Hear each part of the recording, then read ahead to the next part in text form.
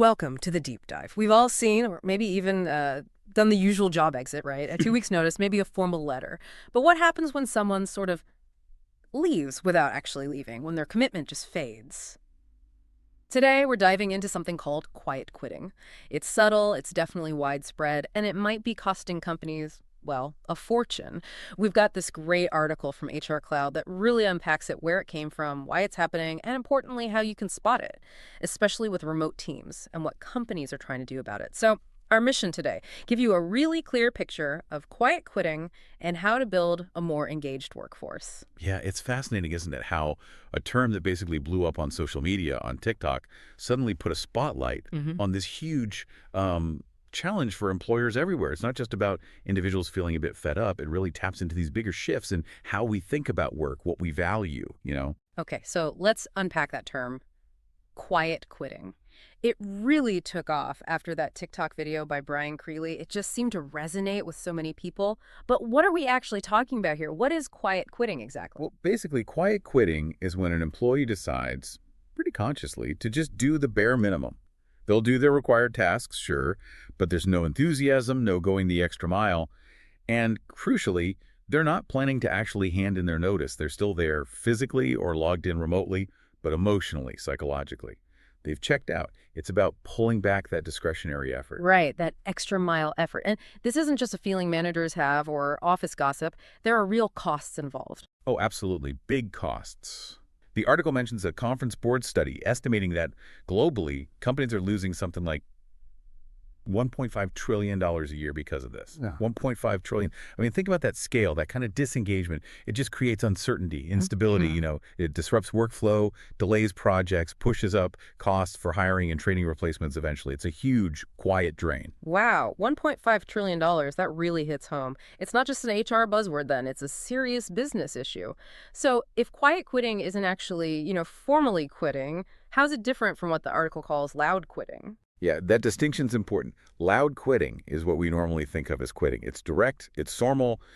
You speak your intention to leave, usually with a letter, give your notice period, follow the process. It's all above board, very explicit. Quiet quitting, though, it's more like a slow fade, a gradual dialing down of effort and engagement over time. No announcement, no formal break. It's like breaching the psychological contract, those unwritten rules about effort and loyalty between employee and employer. That's why it feels so Oh, yeah, undermining. psychological contract. That's a really good way to put it. So why does making this distinction actually matter so much, apart from the obvious legal stuff with loud quitting? It matters a lot for everyone involved. Loud quitting, even though it's a challenge for the company, shows a certain respect, allows for a handover, gives clarity. Quiet quitting creates this ambiguity. It hurts quality, deadlines, reputation, because nobody's talking openly about the problem. And for the employee, well, it might feel like self-preservation, but that lack of effort, that visible disengagement, it can really stall their career growth, might even hurt future prospects. At the end of the day, if you're truly unhappy, making a clean break, quitting properly is often better for everyone. Less resentment, cleaner closure. Okay, that makes sense. So this quiet quitting thing, it didn't just appear overnight. What's actually driving it? Why now? Why are so many people doing this? Well, the source points to a few key things coming together. First, there's this sense of employee empowerment. Think about digital tools, online job sites, LinkedIn. Job seekers have way more options now, more visibility into what's out there, so they feel less trapped. If they're unhappy, they know, or feel like they know, there are alternatives. That changes the power dynamic. It allows them to pull back without feeling totally stuck. Right, just knowing you have options, even if you don't take them, makes a difference. What else? Second, and this is a big one, workplace stress and burnout. Modern work is often just relentless. Fast-paced, always-on expectations, blurring lines between work and home. Add to that, maybe not enough recognition or support. It leads straight to anxiety, exhaustion, chronic stress. So dialing back the effort, it can start to feel like a necessary survival tactic, not defiance, just trying to protect their own well-being. Third, tied into that, is plain old job dissatisfaction and sometimes a toxic culture. These are huge drivers. If people feel undervalued, disrespected, micromanaged, or if the communication is terrible, yeah, they're going to disengage. Why invest more energy than you absolutely have to in a place that makes you unhappy?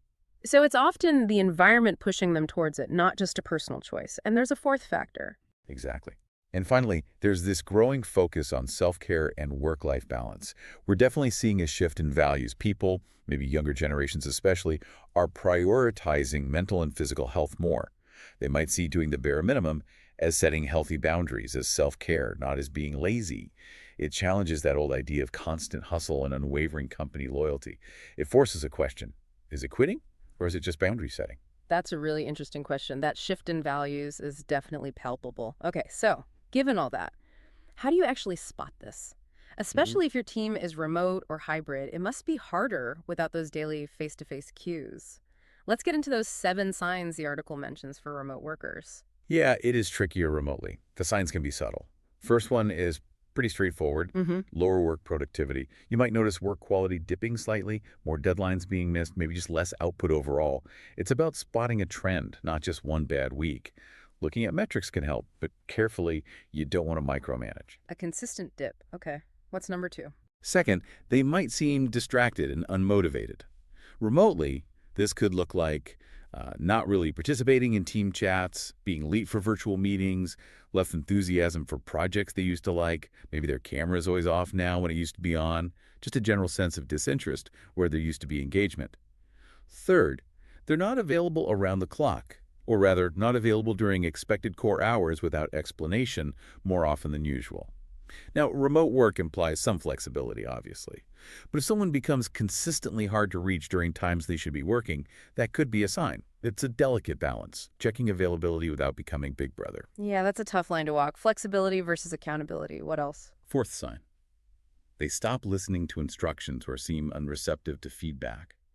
Maybe they keep making the same mistake after you've discussed it, or they just don't seem to take constructive criticism on board anymore.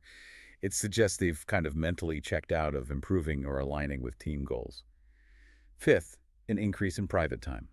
This means maybe taking way more breaks than usual, longer lunches, or just generally spending less time visibly working on tasks during core hours.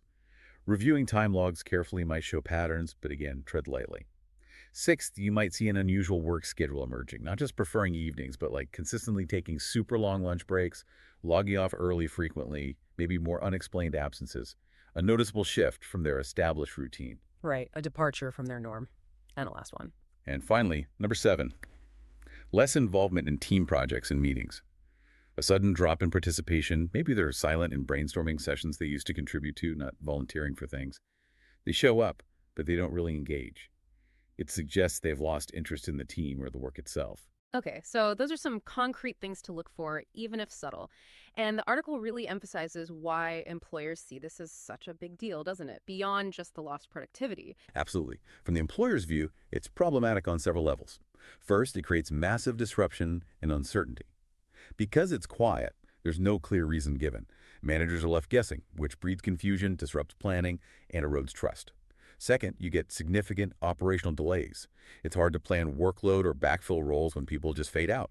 Projects get delayed, deadlines slip, work piles up. And often, the engaged employees end up picking up the slack, which risks burning them out too.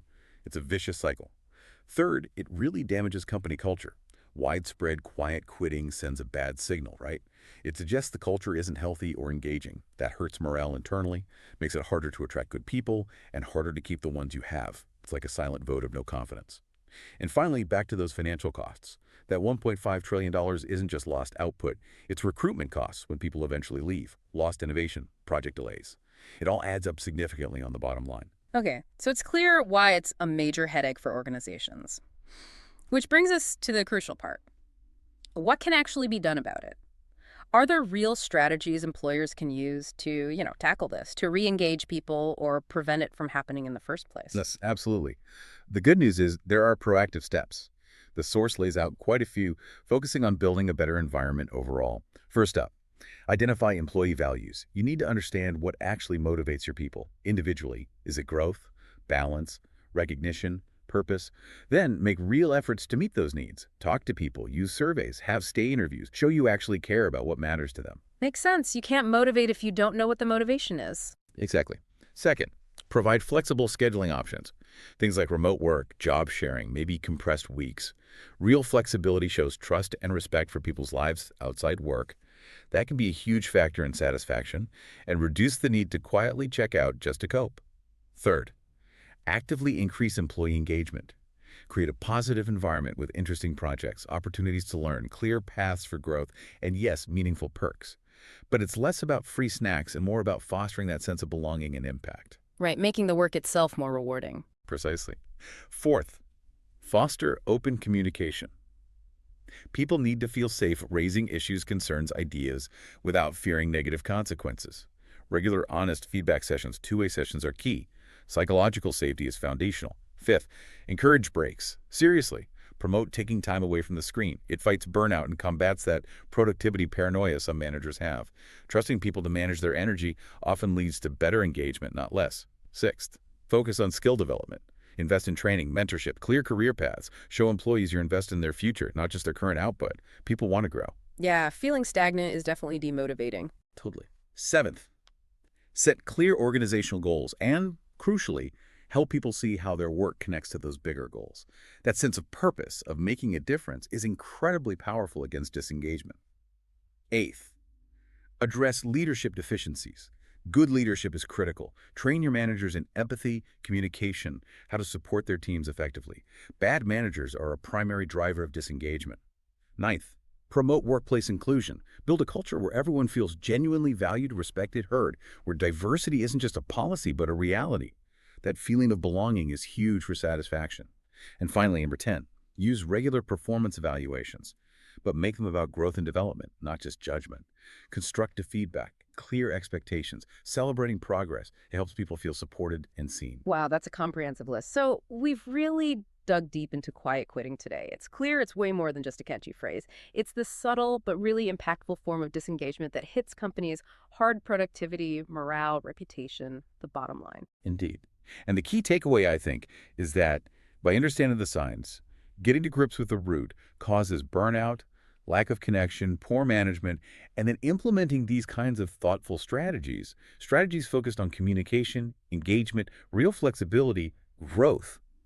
Companies can actually shift from just reacting to building workplaces that are more resilient, more respectful, and frankly, more human, where people want to engage. So as we wrap up, here's something to think about. In today's world where we talk so much about well-being and work-life balance, what does employee loyalty even look like anymore? And maybe the real question is, how can employers and employees together redefine that relationship, that psychological contract, so that quiet quitting just isn't necessary, even when we're not all in the same office? Lots to consider there. Thank you for joining us for this deep dive. Until next time.